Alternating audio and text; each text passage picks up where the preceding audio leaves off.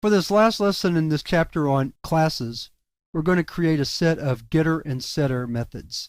These are called getter and setter methods because they're used to get data out of the class object and to set the data members to a particular value. So let's get started. We'll add these methods under our toString method. So we'll start out with the getters. They will always be string functions. In other words, because our data members are strings, then these will return strings. So we'll call the first one getFirst, and all it does is return the first name. You can see that the other ones are going to be similar to that. So we'll do public string getMiddle, return middle right here, and then getLast. These methods will return the value specified in the method name. So we have getFirst for the first name, getMiddle for the middle name, and getLast for the last name. Now we're ready to do the setter methods.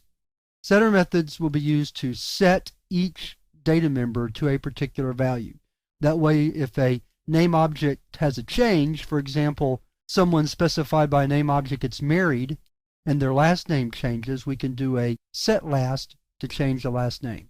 Set methods are void methods, and what I mean by that is a void method does not return data.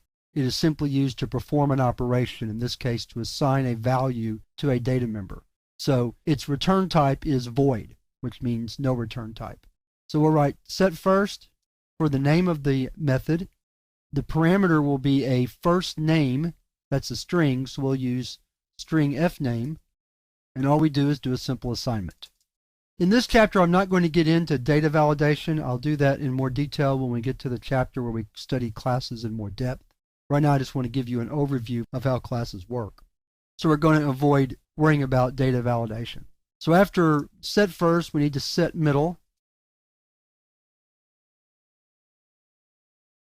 Middle equals mname. And then our last one, public void setLast, string lname, last equals lname, like so. To take us down to the end of the definition. Let's go back over these real quickly. The getters return data members from the class object. So getFirst returns the first name, getMiddle returns the middle name, and getLast returns the last name. Setters set data member values. So setFirst sets the first name to the parameter passed to it. setMiddle sets the middle name to the parameter passed to it. And setLast sets the last name to the parameter passed to it. Let's save this class, open a DOS prompt, compile it, just to make sure it's working correctly. No errors, so everything's working good. So now let's call up our test program. I believe I called it nameTest.java, like so.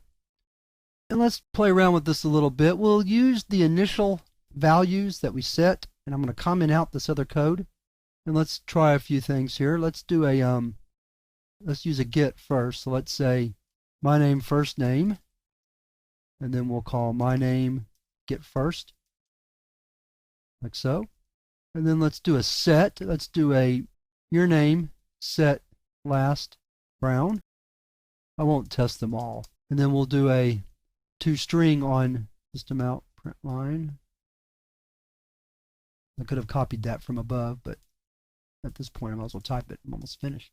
So in this example, we're calling the getFirst method to get the first name, return it from the object my name, and then we changed your name's last data member to Brown, and then we're going to return the whole name right here. Let's give it a shot. Save it, open up our DOS prompt, compile, compiles quickly, then run it in the VM by typing Java nameTest. So we return the first name for my name, which is Michael, and then we set your name's last name to Brown from Williams, and it returns Raymond Brown. Now let me go back and add one more setter method that I left out earlier. We'll just minimize that for right now. Here's my class definition again. I want to do a set name so that we can set a complete name. So we'll add it to the end of our definition. We're going to write public void set name, and then we're going to have string f, string m, and string l. First equals f, middle equals m, last equals l. Save the file, bring our DOS prompt back up. use the up arrow key to find where we compiled the name file right there, javac name.java. Compile it again. Everything looks good. Go back to our name test program, and where I have name some name, I don't have a name for that yet since I called it with the default constructor. We can use the setName method right here, so we can write setName, and we'll just use John Quincy Adams. Then we'll pull it out. In this case, I'm going to copy, not this one, copy this one and change what we want to change here. Control C, Control V, change that to some name, change it right here. All right, so to review what I've just done, I've created a setName method, and then I call it with some name to set the name to John Quincy Adams. Remember that in the previous lesson, I used the default constructor on that, so the current data member values were empty string. And then we call toString on some name so that we can see that it set the name correctly. So we'll save that file, minimize here and here. Takes us back to our DOS prompt. Compile name test. Oops, 2 errors. This was a good time to look at that. So it says it cannot find the symbol. All right, well, I made a very simple mistake. Now we can find out what we did wrong. What we did wrong was we commented out our declaration of name some name. So let's add that in after our last comment right here, like so. Click File, Save. And that does account for both errors. We have 2 errors here, and both of them are because some name was not referenced. Cannot find symbol some name. As I go through the lessons, I want to mention this real quick. When I make little mistakes like this, rather than cover them up and edit and take them out, I'm just going to keep them in because these are the kind of mistakes you're going to be making as a beginning programmer. We all make them, and there's no shame in admitting it. And this way you can see how to fix these errors, or at least see how I fix them. And then when they come up in your own programs, this will help you be able to figure out what your mistakes are. So let's compile again. Still have, oops, I didn't change it every place. Let's see where it says it in setName in line 16. All right, let's go back to our code.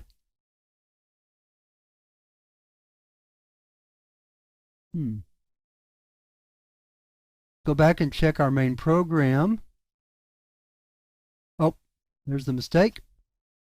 Make that a capital. So you see how important little details like this are. Again, that's why I'm not editing this out. I want you to see where the mistakes are and the kinds you're going to make. Let's save that. Now we're going to have to recompile the name class. So we'll do this right. There it is right there. Now, recompile name test. One more mistake. It said some name may not have been initialized. Let's go back to our code and look.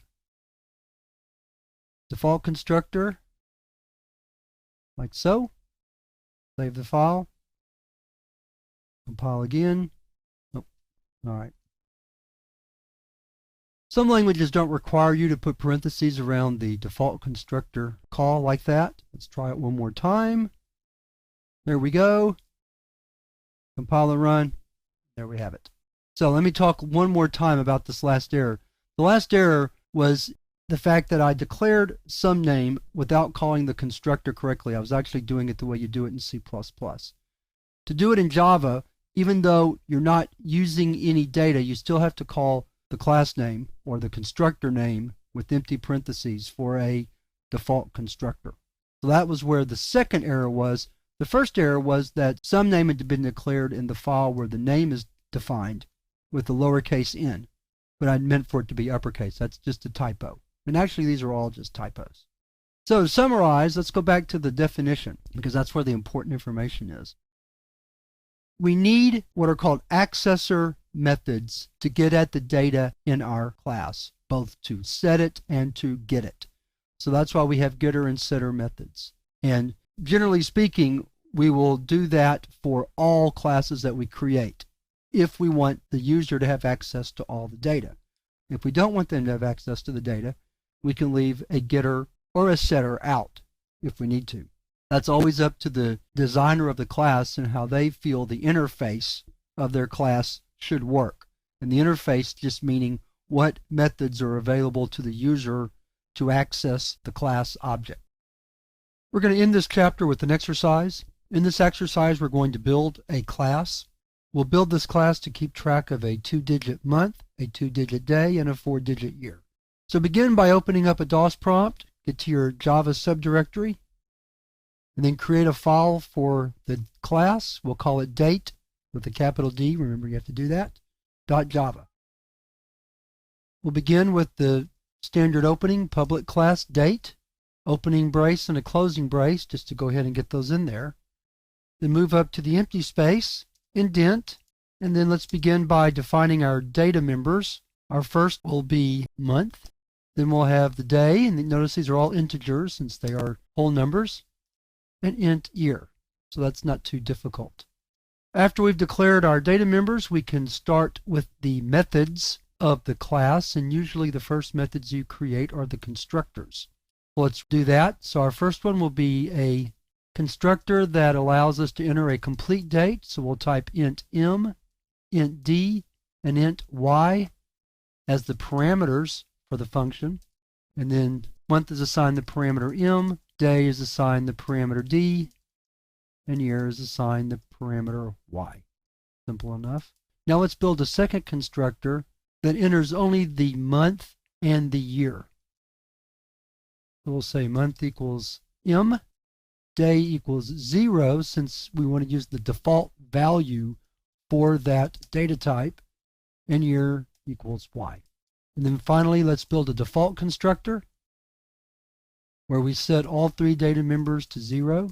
The month is assigned 0, day is assigned 0, and year is assigned 0. So those are the 3 constructors that we're going to use for this class. Now let's go ahead and write a toString method just to have that out of the way. So we're going to write public string toString, open close parentheses, and we're going to write return day. We'll do this with slashes. Now we're going to do the month first. I'm sorry, so let's do the month plus the slash plus the day plus the slash plus the year. And that will allow us to display a date once we put some data into it. Now we need to write getter and setter methods for each data member. So we'll begin by writing, let's do the getters first. So we'll do public int get month, return month, and then public int get day, return day, and then public int get year, return year. Now we'll do the setters. So public void set month, int m, month is assigned the parameter m, public void set day, int d, day equals d, and then public void set year, int y as the parameter, year equals y. And then close off our class definition. And that should be all we need. So we'll do a file save. Go back to our DOS prompt. Compile the class to make sure everything works correctly. Looks like we left one thing out. So let's go back to the class on line 63. Scroll down to 63. Already had a closing brace, so we don't need 2 for the whole class. So try that again. Recompile the program. This time it compiled.